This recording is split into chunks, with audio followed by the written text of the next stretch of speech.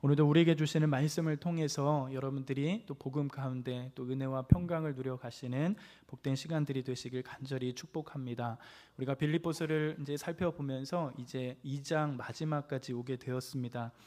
빌립보서는 주님의 복음을 전하다가 옥에 갇혀 있는 사도 바울을 끝까지 동역하고 교제하며 때때로 선물을 보내어 사도 바울을 격려하고 있는 빌립보 교회를 향하여 사도 바울이 그에 따른 감사와 기도 제목을 담고 있고, 또한 실제로 빌립보 교회가 당면하고 있는 실제적인 문제들을 권면하기 위해 또 이 서신을 기록해 가는 것을 살펴보게 됩니다.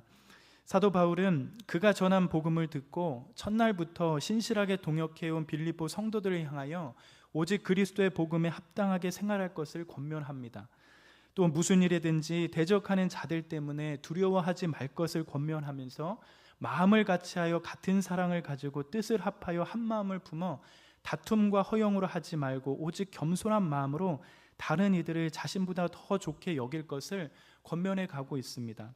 그러면서 겸손한 마음의 모델은 누구인가라고 이야기하면서 우리 신자들이 무엇을 따라가야 하는가 하면서 오직 예수 그리스도의 마음을 품어갈 것을 권면해 가는 것을 보게 되어집니다. 사실 우리가 앞으로도 계속 살펴보겠지만 복음 안에 신실하게 사도 바울을 동역하고 또한 복음 안에 빌립보 성도들이 서 있지만 빌립보 교회에는 작은 어려움이 있습니다. 빌립보서 4장 2절에서 말씀하는 것처럼 유오디아와 순두계라고 하는 이 유력한 자들이 갈등을 겪으면서 교회 안에 다툼과 분쟁들이 존재하는 그런 모습들을 보게 됩니다.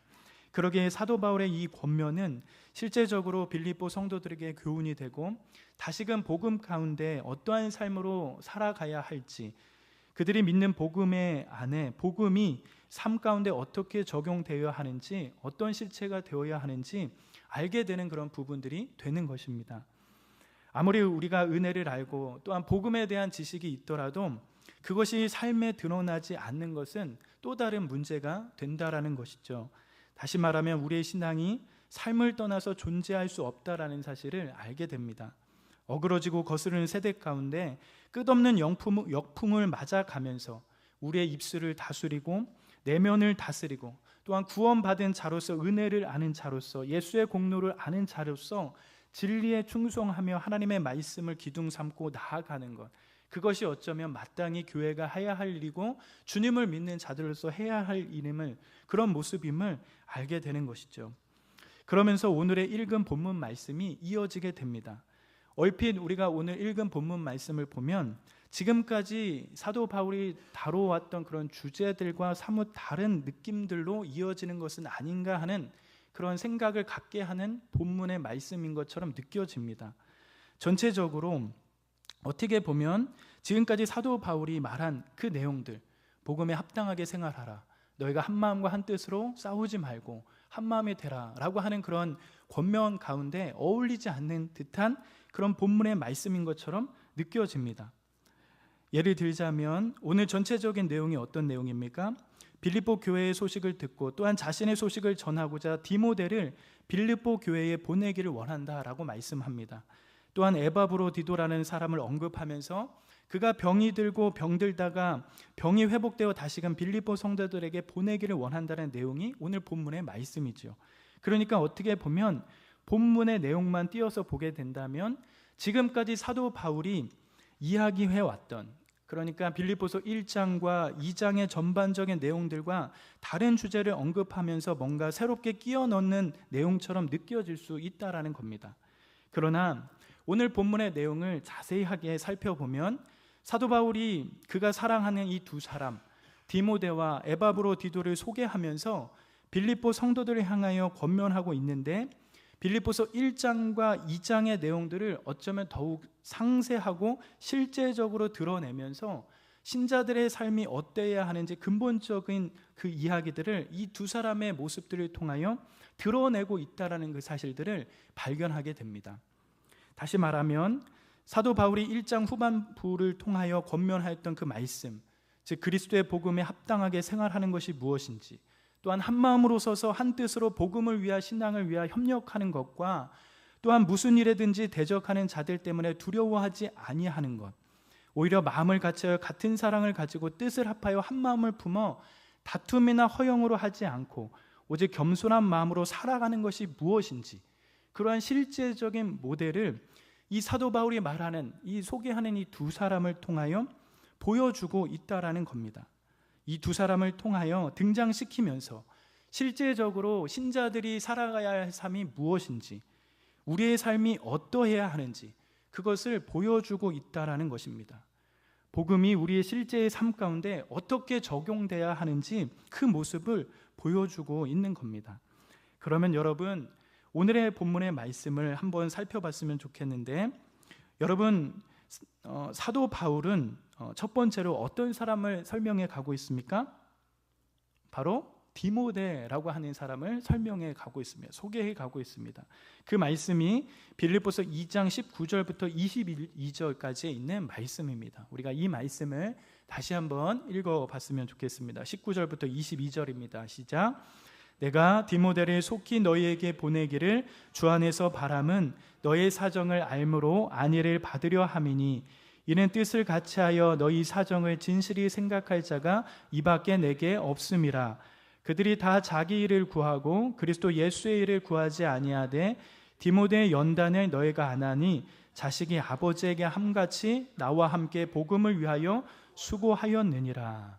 사랑하는 여러분, 사도 바울은 빌립보 교인을 향하여 서신을 보내면서 그가 함께 동역하고 있는 디모데를 빌립보 성도들에게 보내고 싶다라고 말해가고 있어요. 디모데를 통하여 빌립보 교회와 성도들의 형편을 듣고 알며 그것으로 인하여 사도 바울이 자신을 격려받기를 원하고 있다라고 말해가고 있습니다. 그런데 그런 상황 가운데 디모데를 설명하는데 어떻게 설명해 가고 있습니까? 바로 이러한 사도 바울의 뜻을 같이하여 행동할 수 있는 자가 누구밖에 없다? 디모데밖에 없다라고 그렇게 소개를 해가고 있다라는 겁니다. 디모데처럼 빌립보 성도들의 사정을 진심으로 생각하고 염려해주고 걱정해주고 그럴 사람이 누구밖에 없다라는 겁니까? 디모데밖에 없다라고 밝히고 있는 겁니다. 사실 디모데는 빌립보서 1장 1절 말씀을 통하여 알 수 있지만, 바울이 이 서신을 썼을 때에 디모데는 사도 바울과 함께 있었고 뿐만 아니라 사도행전 16장을 통해서 알 수 있는 것처럼 사도 바울이 2차 전도여행을 떠날 때에도 빌립보에 처음 복음을 전했을 당시에도 디모데는 사도 바울과 함께 동역했던 신실한 그런 자였습니다. 기나긴 시간 동안 사도 바울과 복음을 함께 전했고, 이제는 옥에 갇혀서 앞을 알 수 없는 그런 상황 가운데서도, 미래를 알 수 없는 그런 시간들을 보내는 지금 순간에도 여전히 신실하게 사도 바울과 더불어 복음 안에 수고하고 있는 자가 바로 디모데였다라는 거예요. 그런 디모데가 지금 사도 바울은 뭐라고 말하고 있는 겁니까? 지금도 역시 빌립보 성도들을 위해 그들의 사정을 진실히 생각할 자가 디모데밖에 없음을 밝히고 있는 겁니다.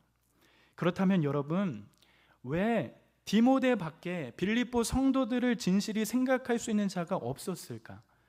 빌립보 성도들을 진실하게 생각할 수 있는 자가 왜 무수히 많은 사람들 중에 디모데밖에 없었을까요? 21절에 보니 힌트가 나오죠. 21절 어떻게 되어 있죠? 그들이 다 자기 일을 구하고 그리스도 예수의 일을 구하지 아니하되 라고 말하고 있습니다. 왜 그런 것인가요? 그것은 바로 모두가 다 자기의 일에만 관심이 있고 그리스도 예수의 일에는 관심이 없었기 때문에 그렇다라는 겁니다. 어쩌면 사도 바울 주변에 영적으로 관심이 있는 자가 디모데밖에 없었으며 보내려고 찾아도 빌립보 성도들을 돕고 싶어 빌립보 성도들에게 보내고 싶어도 대부분 그들이 다 자기 일에만 목적에만 마음을 쏟고 그리스도 예수의 대의에는 관심이 없었기 때문에 그렇다고 지금 소개를 해가고 있는 것이죠. 여러분, 사실 사도 바울은 빌립보서뿐만 아니라 그의 마지막 서신이라고 불리는 디모데 후서 4장에서도 이와 같은 맥락으로 말씀을 고백하는 그런 말씀이 있었습니다. 여러분, 디모데후서 4장 10절에 가면 이런 말씀이 나오게 됩니다. 우리 디모데후서 4장 10절 같이 볼까요? 시작. 이 세상을 사랑하여 나를 버리고 데살로니가로 갔고 그레스게는 갈라디아로 디도는 달마디아로 갔고, 이런 말씀이 있죠. 즉 데마는 이 세상을 사랑하여 나를 버리고 데살로니가로 갔고 그레스게는 갈라디아로, 디도는 달마디아로 갔다라고 밝히고 있습니다. 많은 사람들이 사도 바울을 거쳐서 함께 동역하기도 하며 복음을 위해 잠깐 수고는 할 수 있었지만 결국에는 무엇입니까? 결국에는 중요한 시점이 되면 죄송합니다.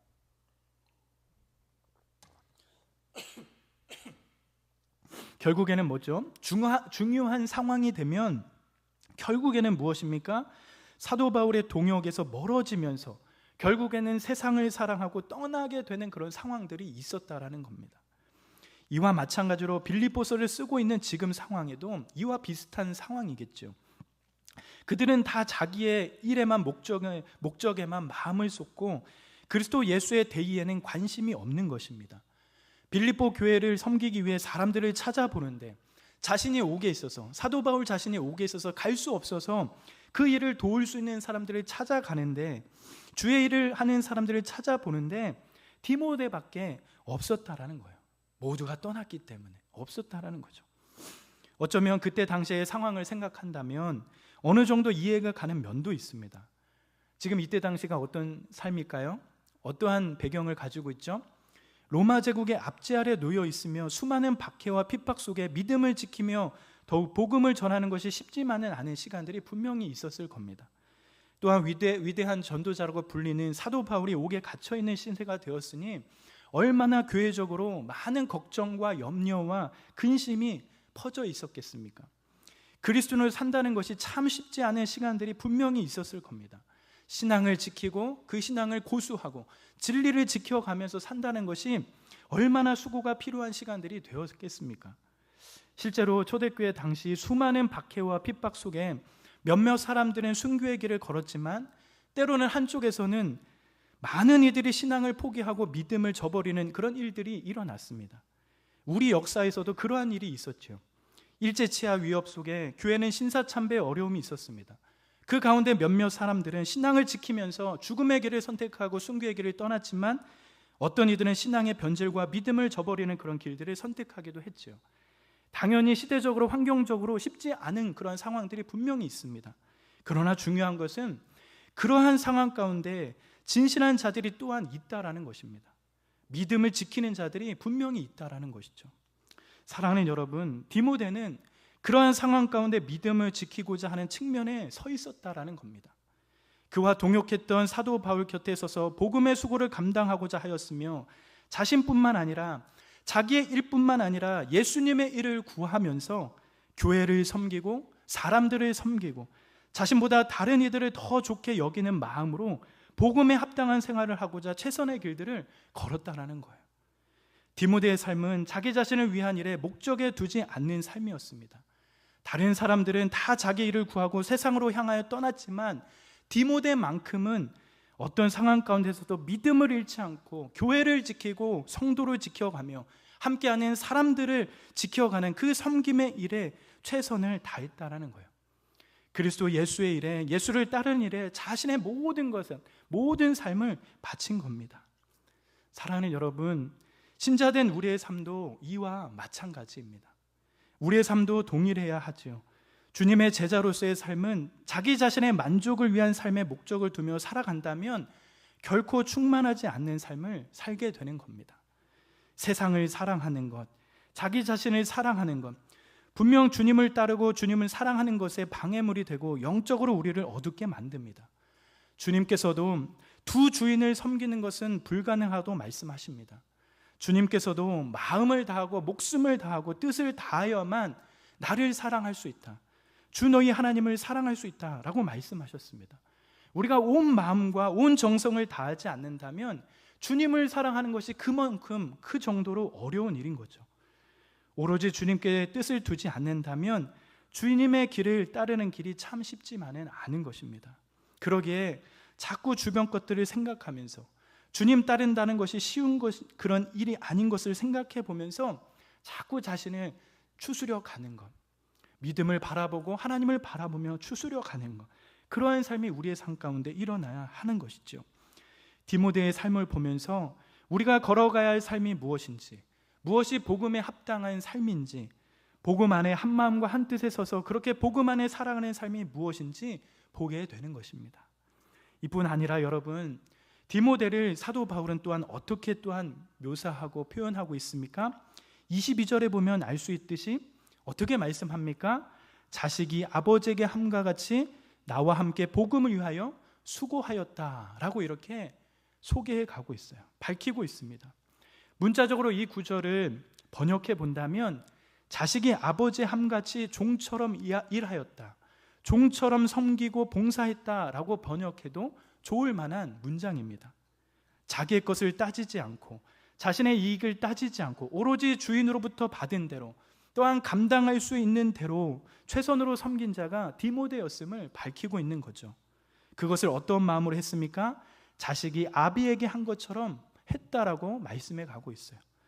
섬김과 봉사의 중심엔 어떤 형식과 자기 자신의 자격을 운운하고 자신에게 주어진 어떠함이 아니라 오히려 아비와 자식이라는 관계 가운데, 즉 사랑이라는 것이 중심이 되어 복음을 종처럼 섬기고 봉사하며 일했다고 표현해 가고 있는 것입니다. 이익으로 움직이는 것이 아니라, 이익으로 인하여 움직이는 것이 아니라, 어떤 자격과 행위적으로 움직인 것이 아니라 사랑이 중심이 되어 그것이 섬김과 봉사로 이끌어냈다라고 말해가고 있는 겁니다. 사랑하는 여러분, 이러한 디모데의 삶이 옥에 갇혀있는 사도 바울에게는 얼마나 큰 위로요 힘이 됐겠습니까? 뿐만 아니라 교회적으로도 이러한 사람이 있다라는 것이, 이러한 동역자가 있다라는 것이 얼마나 큰 위로요 힘이 되겠습니까? 만약에 여러분 옆에 있는 사람들이, 사랑방에 있는 그러한 순원들이 이런 사람들이 있다면 얼마나 힘이 되고 위로가 되겠어요. 사도 바울에게도 어쩌면 공동체적으로도 정말 큰 힘과 위로가 되었을 겁니다. 디모데의 삶을 통하여 정말 큰 은혜를 누렸을 겁니다. 자신의 유익이 아닌 예수의 일을 구하며 영혼과 교회를 위하여 삶을 살아가는 이러한 일은 참으로 복음에 합당한 생활이며, 더불어 예수 그리스도의 마음을 품고 살아가며 겸손의 삶으로 항상 복종하여 두렵고 떨림으로 구원을 이루어가는 귀한 신자된 모습일 겁니다. 마땅히 복음을 안 자들이 걸어갈 삶임을 보게 되는 것이죠. 이러한 모습들은 많은 사람을 살리고 공동체를 살리는 길임을 알게 되며 복음이 우리에게 이렇게 만든다는 것을 알게 됩니다. 우리는 디모데의 이런 모습을 보면서 우리가 걸어갈 삶을 생각해 보는 것이죠. 또한 여러분, 두 번째로 복음 가운데 합당하게 삶을 살아내는 또 한 사람, 사도 바울은 또한 누구를 언급해 갑니까? 바로 에바브로디도라고 하는 사람을 언급해 갑니다. 여러분, 이 사람을 어떻게 설명하지요? 우리 빌립보서 2장 25절과 26절 말씀을 한번 읽어봤으면 좋겠어요. 같이 한번 읽어볼까요? 시작. 그러나 에바브로디도를 너희에게 보내는 것이 필요한 줄을 생각하노니 그는 나의 형제요, 함께 수고하고 함께 군사된 자요, 너희 사자로 내가 쓸 것을 돕는 자라. 그가 너희 무리를 간절히 사모하고 자기가 병든 것을 너에게 들은 줄을 알고 심히 근심한지라. 사랑하는 여러분, 사도 바울은 빌립보 교회와 성도들을 위하여 디모데 이외에 또 다른 한 사람을 보내고자 합니다. 그가 누굴까요? 바로 에바브로디도였습니다. 그는 빌립보 출신이고 진정한 기독교적 사랑을 보여주는 사람이라고 소개합니다. 에바브로디도는 사도 바울의 빌립보 교회와 교인들이 진실로 사모하고 사랑하는 것처럼 그렇게 사랑하고 사모하는 자이며, 뿐만 아니라 옥에 갇힌 사도 바울을 위하여 쓸 것을 돕는 자였으며, 빌립보 교회와 성도들과 사도 바울의 동역을 힘써 함께 이어주는 자라고 소개하고 있습니다. 그런 에바브로디도를 사도 바울은 어떻게 소개합니까? 나의 형제요, 함께 수고하는 자요, 함께 군사된 자라, 이렇게 소개하고 있다라는 겁니다. 사도 바울에게 에바브로디도는 동료 한 사람, 동료 그리스도인이었으며, 복음을 위해 사도 바울과 함께 일하는 동료 그리스도인이며, 더불어 복음을 위해 바울과 함께 싸우고 열심히 노력하는 동료 그리스도인으로서 사도 바울은 이 에바브로디도를 밝히고 있는 거예요. 여러분, 소개하는 이 부분을 보면 어떻게 되는 부분이 보입니까? 점층적으로 깊은 의미의 동역의 관계를 소개하고 있다는 것을 보고 느껴지시죠? 처음엔 동료였고, 동료 말고도 또 어떤 사람을 소개합니까? 수고된 자, 수고한 자, 그리고 군사된 자, 이렇게 점층적으로 사도 바울이 에바브로디도를 향해서 소개하고 있다라는 거예요. 사랑하는 여러분, 어떤 이들은 그리스도인이 되기는 기뻐하지만 그리스도인으로서 그리스도를 위한 일에 참여하고 수고하려는 사람들은 그리 많지 않다라는 겁니다. 개인적으로 신앙을 가지고 믿음 생활을 하는 것은 많이들 좋아하지만 그러나 그리스도인으로서 그리스도를 위하여 참여하고 수고하는 것에 사실 조금은 부담을 느껴 합니다. 또한 그리스도를 위한 일에 참여하기는 하지만 복음을 사수하고 지키며 복음을 위하여 투쟁하고 싸우는 노력을 하는 일에는 더욱더 나설 사람이 없다라는 것을 알게 되죠. 우리도 마찬가지죠. 예를 들어 이렇게 모임에 오는 건 좋아합니다. 예배드리자, 찬양 예배드리자 좋아해요. 근데 여러분 리더 하시겠습니까? 하면 어떻게 되죠? 도망가요. 목사님 그 다음부터 안 봐요. 교회 안 나와요. 이런 게 현실이죠. 이런 게 힘든 거예요. 이런 게 힘든 거죠. 그러나 지금 에바브로디도는 사도 바울 입장에서는 어떤 사람입니까? 동료일 뿐만 아니라 함께 수고하는 사람. 수고한 뿐만 아니라 어떻게 하는 겁니까? 함께 전쟁을 치르는 사람. 군사라고 표현하면서 자신에게 정말 있어져야 할 사람임을 그렇게 밝혀가고 있다라는 거예요. 사랑하는 여러분, 이런 에바브로디도, 이런 사람이 얼마나 또 사도 바울에게 큰 위로요, 힘을 주는 그런 사람이었겠습니까? 또한 교회적으로도 이런 사람이 있다는 것이 얼마나 큰 힘이요 위로가 되었겠습니까? 앞서 살펴보았던 것처럼 디모데처럼 대부분 사도 바울을 떠나고 함께 복음의 일을 하고자 할 때 많은 이들이 없었지만 그런 상황 가운데 디모데가 제가 가겠습니다 이렇게 나섰던 것처럼, 그것이 사도 바울과 공동체의 큰 위로가 되었던 것처럼 에바브로도 이러한 사람 자체도 이러한 신실한 동역을 하는 자를 대할 때에도 얼마나 사도 바울과 공동체가 힘을 얻고 위로가 되었겠습니까? 복음의 수많은 피해와 박해 속에도 자신의 목숨을 소중하게 여기지 않으며 복음을 위해 충성스럽게 감당하고 있는 이 동역자를 만난다면 정말 큰 위로와 힘을 얻을 것입니다. 그러면 여러분, 이런 에바브로디도, 세상과 교회 앞에 여러분 이 에바브로디도는 어떤 삶을 살았을까요? 어떤 모습으로 그의 삶을 그렇게 살게 되었을까요? 26절에 보면 이렇게 밝히고 있죠. 그가 병이 들어 죽게 되었으나 오히려 병이 든 자신을 염려하고 걱정하는 것이 아니라 도리어 빌립보 교회와 성도들이 자신이 병에 걸려 죽게 되었다는 소식을 듣고 그들이 도리어 자신을 걱정할까 봐 심히 근심하고 있었다라고 이렇게 소개해 가고 있습니다.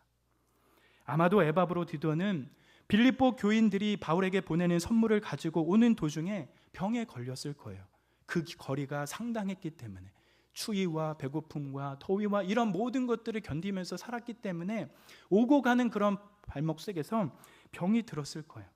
사실 여러분, 주님의 일을 하다가 이렇게 병든 사람들, 심지어 주님의 일이 아니더라도 이렇게 병이 든다면 어떤 사람들이 좋아하겠습니까? 병이 걸리면 여러 가지 복잡한 생각들이 들 거예요. 나는 이제 죽는 건가? 어떻게 치료하지? 여러 가지 복잡한 생각이 들지 않겠습니까? 미래에 대한 불안함도 있고 걱정도 있을 테고 어떻게 이 병을 치료하고 회복할지 온 정신이 집중될 겁니다. 그러나 여러분, 에바브로디도는 어떻게 했죠? 자기 자신에게만 집중하여 자신이 필요한 것만 찾는 것이 아니라 오히려 복음을 위해서 복음을 수종들게 되어지는 상황들에 피해가 주고 더욱이 자신이 보냈던 빌립보 교회와 성도들이 자신 때문에 걱정이 될까 봐 그것 때문에 더욱 근심을 하였다라고 말하고 있는 겁니다.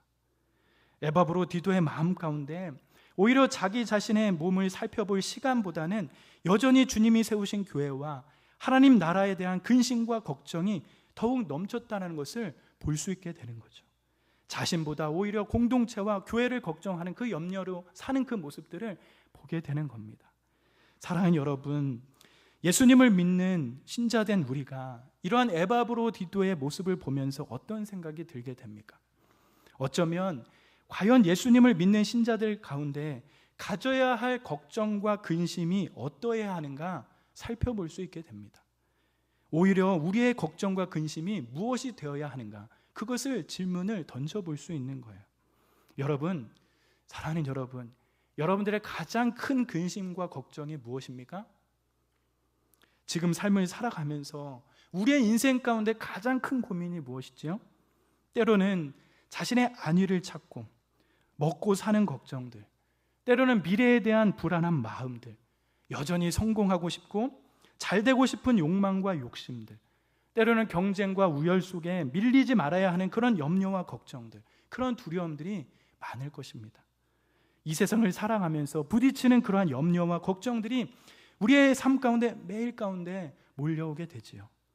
세상이 주는 문화와 가치, 방법들로 우리의 삶을 걱정하게 만들고 염려하게 만들게 됩니다.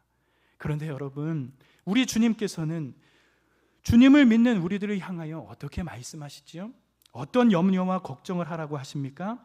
마태복음 6장 31절과 34절의 말씀을 보면 우리 주님께서 주님을 믿는 자들에게 향한 염려와 걱정을 어떻게 해야 하는지 말씀해 가세요. 우리 마태복음 6장 31절과 34절 말씀을 같이 한번 읽어볼까요? 같이 한번 읽겠습니다. 시작. 무엇을 먹을까? 무엇을 마실까? 무엇을 입을까? 하지 말라. 이는 다 이방인들이 구하는 것이라.